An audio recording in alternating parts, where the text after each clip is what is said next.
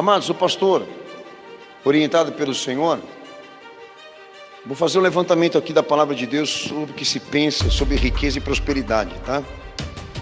Para alguns que já estão familiarizados com o tema, porque conhecem a palavra de Deus, não subestime a palavra dele pelo fato de você saber tudo isso, porque não se trata de uma reflexão, o que eu vou fazer com você aqui do que o Escrito Sagrado ensina, como também um recado do Senhor a essa igreja, para aqueles que estão aqui, tendo em vista que grande parte daqueles que inclusive estão ouvindo essa pregação, já se encontram comprometidos espiritualmente, moralmente, até psicologicamente, por causa dos fatores materialistas e pela perversidade dos conceitos, inclusive do que é prioridade, né?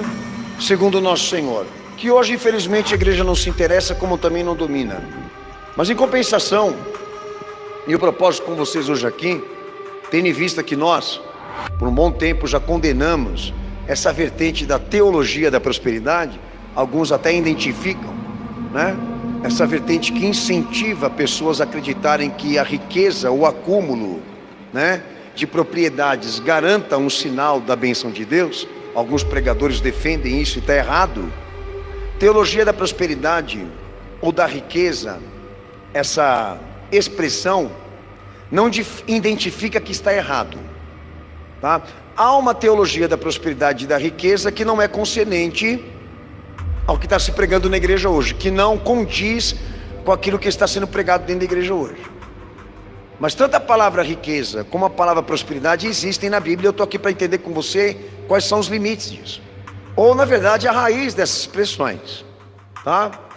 E uma coisa que colabora muito que eu vou tratar hoje aqui é que não é visto como fator de iniquidade uma pessoa querer ser próspera, ok? E ser rica na fé. E eu vou dizer para você por quê. Porque da maneira como eu te falei aqui agora, já deve até ter escandalizado, porque você só pensa em dinheiro, como a igreja atual só pensa em dinheiro. Mas a palavra riqueza e prosperidade está nas Escrituras. E esse é o problema da igreja hoje, e de grande parte do povo que entra na igreja. Eles não sabem identificar, na verdade, o significado dessas expressões, porque há estudo e há diretrizes para nós sabermos exatamente o que Jesus certificou em torno disso. A igreja que está incluído também nas promessas dessa fé. E eu quero entender com você aqui nessa noite sobre isso, tá? Então, para os irmãos que estão nesse culto, vocês precisam ter uma crítica sobre teologia da prosperidade. A partir desse culto eu vou dizer isso para você, diferente daquilo que você vinha fazendo. Porque o problema não está em dizer teologia da prosperidade. O problema está no princípio administrativo disso. Porque teologia da prosperidade ou da riqueza, isso é o uso correto bíblico, tá? Já vou adiantando isso para você, porque depois não vou poder mais falar. E eu queria começar aproveitando a falar o ponto de vista do Antigo Testamento e do Novo Testamento sobre riqueza e prosperidade. Eu queria que os irmãos abrissem um texto para mim, Deuteronômio 8:18. Então o cara pega ali um texto desse daí, ele vai confrontar isso com o evangelho que Jesus pregou e ele vai querer entender, tá? E qual é a visão que nós temos teológica e bíblica? De que há uma unidade, há uma vista de unidade de pensamento sobre tudo nas Escrituras. Todos eles estão em acordo, os livros. Então Deus não poderia ter abençoado esse homem lá na frente e ter anunciado por Jesus um voto de pobreza, de miséria e perca de valores. E valores que eu me refiro, valores de riqueza material, tá? Isso foi prometido a Abraão. Então eu tenho que encaixar isso em Cristo e entender, compreender, e isso no evangelho que ele anunciou em si próprio, tá? Eu só estou querendo fazer vocês, comigo, refletir sobre isso, tá? Há um outro texto, Salmos 1:3, 1 Timóteo capítulo 6, versículo 17, que também é um texto que vou repetir lá mais para frente da pregação junto com você. Então uma hora Deus aparece dando ao homem a riqueza e de repente, numa outra hora, ele aparece condenando quem acredita nisso ou quem na verdade é rico. Condenando, que eu quero dizer, com crítica. Bom, primeira coisa importante, tanto no Antigo Testamento como no Novo Testamento, riqueza e prosperidade pertencem a Deus e são administradas por Ele, e dentro da sua liberalidade, da graça, da misericórdia, tá? Qualquer coisa que atinja isso, essas duas expressões, tanto a riqueza como a prosperidade, eu não entrei no mérito de que riqueza e prosperidade ainda. Deus, Ele é administrador, e isso só chega para o homem se Ele permitir. Isso é um princípio estabelecido por Ele, que Ele tem total soberania. Para deixar claro uma coisa para vocês que estão aqui nessa igreja hoje: se hoje, nesse mundo, homens, tá, dominam grande parte da economia global, é porque Deus permitiu. Eu vou falar de um detalhe, tá? Se uma minoria hoje retém grande parte das riquezas desse mundo e estão apoderados disso, é porque Deus permitiu por uma razão muito óbvia, tá? Por causa do povo. Então daí são outras explicações científicas que eu não vou querer entrar nesse detalhe com você. Mas o fato que homem nenhum nesse mundo prospera ou se enriquece em nenhuma questão de vida, se Deus não permitir que isso aconteça. E isso não pode ser quebrado, porque isso é um princípio bíblico contextual. Ele é o administrador, e toda riqueza, como toda prosperidade, são atos de sua graça e de sua misericórdia, tá? Isso você vai descobrir em todo o livro. Segundo ponto que o pastor eu queria apresentar aos irmãos aqui, Hebreus capítulo 9, versículo 12. Toda riqueza e toda prosperidade que condiz com a igreja e com o indivíduo da fé, quando Jesus ele vem e prega o evangelho da redenção, ele entende o seguinte: que todos esses valores que um homem pode adquirir com Deus, sejam eles materiais ou espirituais, precisam ser transportados, levados com este homem para uma condição de natureza infinita. E a gente começa a entender exatamente isso. Eu não vou entrar no mérito de que tipo de riqueza ou que tipo de prosperidade, porque o propósito realmente é entendemos e compreendemos o que nós vamos levar para frente, que não se trata exatamente de um acontecimento de tempo, de um espaço de tempo, mas de uma realidade permanente, eterna, constante, literal e absoluta. Então toda riqueza e prosperidade que Deus ele retém, administra e é uma consequência da sua graça e da sua misericórdia, que foi dado dele para nós, ele entende que vai colaborar para que todos cheguem a uma condição de natureza infinita, literal, cujo nível de tempo, realidade podem ser consideradas como redenção efetuada, condição de redenção. Então tudo aquilo que nós agora, a partir desse momento que assumimos Cristo e assumimos na fé, tudo que nós usufruímos da graça e da misericórdia de Deus, e não importa, que chega para nós, tá? Como riqueza e prosperidade do Senhor, colabora para que nós alcancemos, ou então levemos até o ponto final disso, nos salvarmos,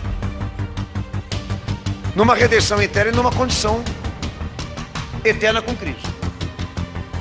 E eu não vou entrar no mérito ainda de valores, nem também de importâncias ou quantidades, ou até mesmo questões de administrativas, tá? Porque esse ponto que eu estou tratando hoje com os irmãos aqui é importantíssimo exatamente para nós entendermos o seguinte: olha, então Deus ele não se opõe a que nenhum homem aqui nessa terra ele tenha uma condição financeira, exemplo, boa. Não será considerada pecaminosa, imoral, se essa condição da prosperidade e da riqueza que Deus te concedeu não interferir nessa trajetória eterna, constante, infinita, literal e absoluta com Deus. Ou seja, se isso colaborar e te ajudar para você se salvar, para você chegar a uma redenção confirmada com Cristo, nada daquilo que você possui agora e que você tem agora vai ser considerado pecaminoso e imoral. Eu quero dizer que a teologia da riqueza e da prosperidade que a Bíblia defende não vai contra nenhum rico, nenhum acúmulo de riqueza, por razões de números. O cara tem o mérito dele, de repente que ele trabalhou pra caramba, e quem vai tirar esse mérito dele? A questão é, falando agora daquele que tem riqueza e prosperidade material, a questão aqui da avaliação é aonde isso vai levá-lo. Ele vai conseguir transportar isso até o final da vida, e isso vai dar a ele condição de vida eterna, que já é a redenção, ou seja, de uma condição eterna e infinita com Deus, que é privilégio da graça e da misericórdia assinalada por Cristo na cruz. A pergunta é essa: vai colaborar? Vai ajudar? Se vai colaborar e vai ajudar, amém. Se tudo isso que ele possui agora não é fruto de injustiça que ele cometeu, mas que Deus queria que ele tivesse essa condição, nenhum de vocês e qualquer outra pessoa pode invejar isso. Porque se isso realmente for um plano de Deus na vida dele, e fizer ele realmente se encaixar no evangelho que Cristo pregou, quem sou eu que vou contestar aqui? Se Deus deu para ele, caramba. Mas lá na frente nós vamos resolver isso aqui. Mas o mais importante de tudo é você entender: o cara foi chamado por Cristo para se tornar um ser imortal com Deus na eternidade, redenção garantida.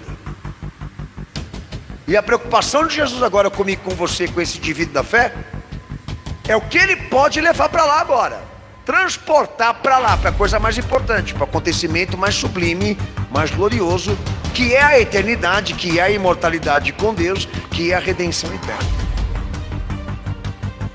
Então você mesmo tem que julgar. Você tem que chegar num conceito. Se hoje você fosse uma pessoa aquisitivamente próspera, se você realmente tivesse muito dinheiro da qual você não devesse mais se preocupar com nada que você fosse pagar, você ia conseguir honrar isso?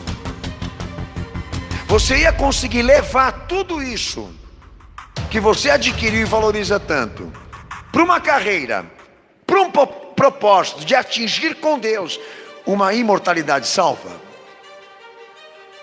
Você tem que ser racional e chegar nessa conclusão. Mas em compensação, a palavra de Deus deixa claro: nada chega na mão do homem se Deus não permitir. Tudo são frutos de seus julgamentos e de suas ações. O problema não é esse. O problema é o que o homem está fazendo com o recurso.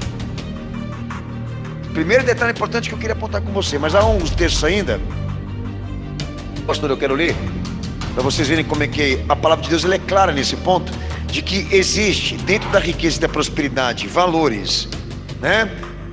Valores e importâncias que estão muito além daquilo que é material, tá? Que são conceitos imortais, eternos, gloriosos e permanentes. Dentro da riqueza de Deus e dentro da prosperidade dele, tá? Isso é amplo e atinge todas as áreas de um homem. Mas aonde a Bíblia Sagrada foca em ensinar o homem, em que ponto, em que perspectiva, né? Que as Escrituras procuram orientar o homem a se programar, a se disciplinar, a manter aquilo que ele pode levar consigo, aquilo que ele pode carregar consigo. Ele não vai levar o que ele não pode levar, porque isso vai ficar no tempo, isso vai ficar no passado. Ele tem que levar o que ele pode levar, do que Deus deu para ele, que ele conseguir levar. Isso é verdadeira riqueza e verdadeira prosperidade. Do que ele não pode levar, do que ele não pode carregar consigo, por exemplo, desse mundo para a eternidade, vale a pena? Mas não quer dizer que Deus não deu para ele. Só que não é tão importante assim. Porque há coisas da parte de Deus, dentro da riqueza e da prosperidade dele, que importa o homem se preocupar e até mesmo se sacrificar para ganhar. Porque ele vai levar consigo para uma experiência e uma natureza eterna e infinita com Deus. Tá?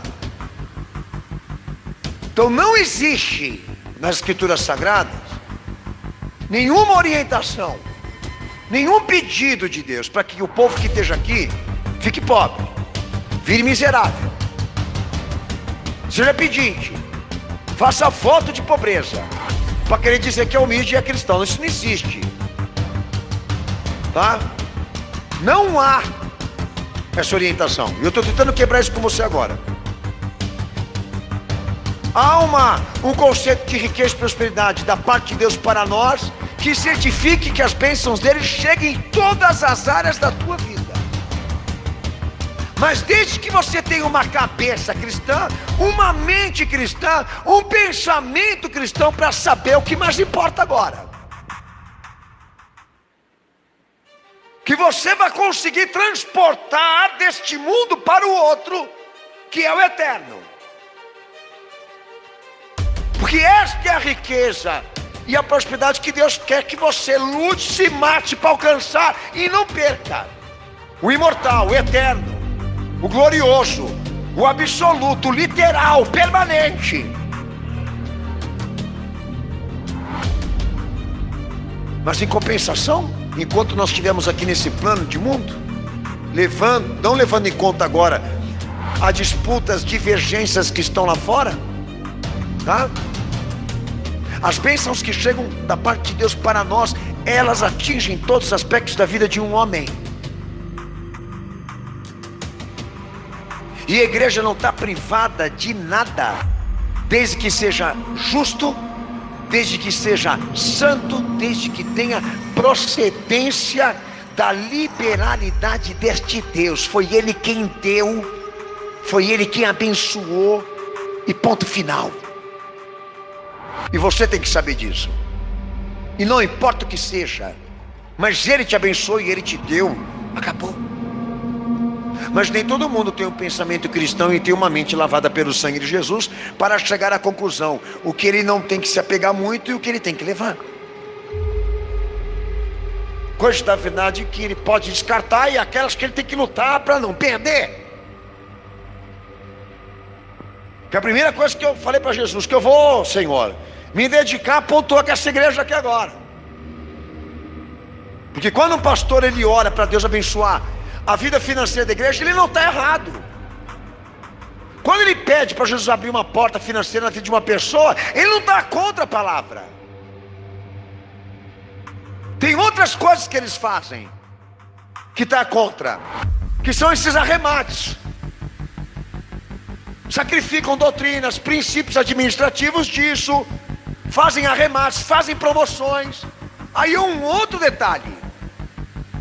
Mas com certeza a riqueza e a prosperidade que Deus garantiu pelo Filho dele na cruz atinge todos os aspectos da vida de um homem. Sua área psicológica, espiritual, moral e até material. Mas talvez você tenha de dizer assim, mas pastor, mas Jesus ele não fez questão de nenhuma destas coisas. Mas ele não orientou que você seguisse isso. A não ser de que todo mundo aqui não tivesse ansiedade por isso, ou preocupações com isso, com a questão material. Mas em compensação ele não teve. No evangelho dele não falou nada que gerasse esse temor de que nós realmente não podemos usufruir de bens materiais, porque isso é contra o princípio do evangelho que Jesus anunciou. Porque ele era pobre, nós vamos todo mundo ser. Ele não era nem pobre nem rico. Enquanto ele esteve aqui, ele viveu da fé, que é uma coisa que poucos aqui conseguiriam suportar. Mas há uma visão contextualizada.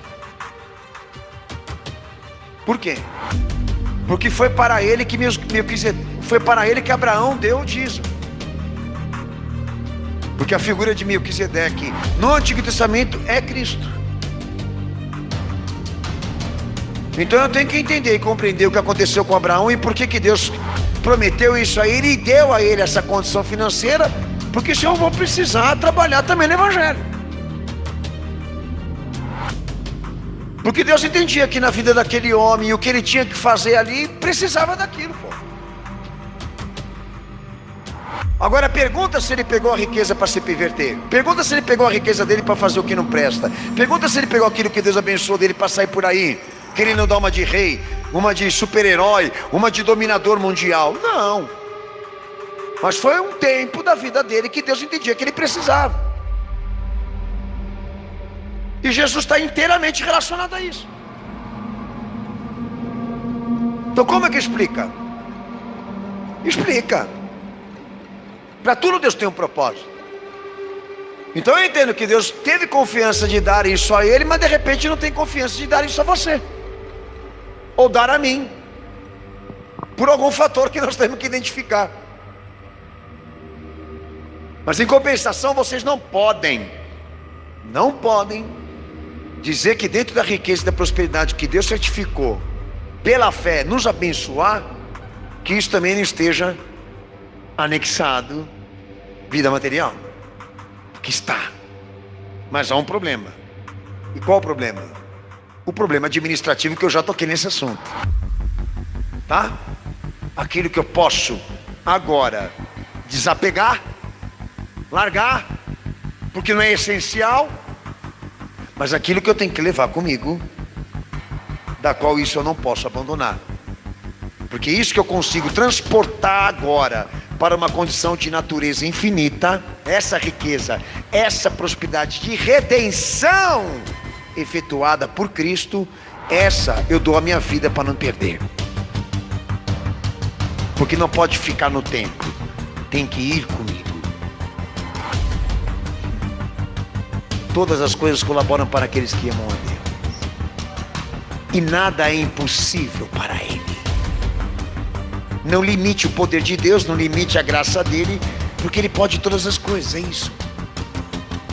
Mas se o indivíduo ele não tem uma cabeça boa, se ele não tem um coração bom, se ele não tem uma mente cristã e um coração convertido, meu amigo, tudo que vier na mão dele, ele vai corromper, ele vai perverter. Que nem diz o ditado, Deus não dá asa para cobra, né? Isso não é bíblico, tá?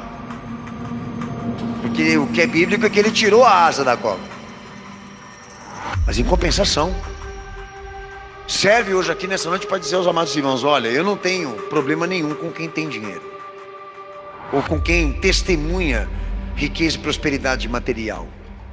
O meu problema como pastor e como teólogo é entender e compreender porque isso aconteceu na vida dele, e se isso colaborou na vida dele cumprir esse plano de transportar isso para lá, para os eventos futuros, eternos, gloriosos, absolutos com Cristo.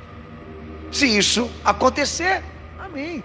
Ele conseguiu se salvar numa versão ricamente materialista, que eu duvido, porque meu Senhor falou que homem nenhum consegue honrar assim. Mas em compensação, pode ser que abra uma exceção, mas eu não vou querer me arriscar. Prefiro pedir ao meu Senhor que Ele administre isso na minha vida, não me dando nada mais além daquilo que eu possa suportar ou aguentar, para preservar o mais importante da minha vida, que foi o que Paulo falou: considerei tudo lixo para ganhar Cristo, desqualifiquei tudo que um dia amei para ganhar Jesus. E ele entendia também que ele não podia ter tudo o que ele queria, porque se ele tivesse, talvez ele não seria Paulo, aquele a quem o Senhor disse para ele: a minha graça te basta, porque o meu poder se aperfeiçoa nas tuas limitações e na sua fraqueza.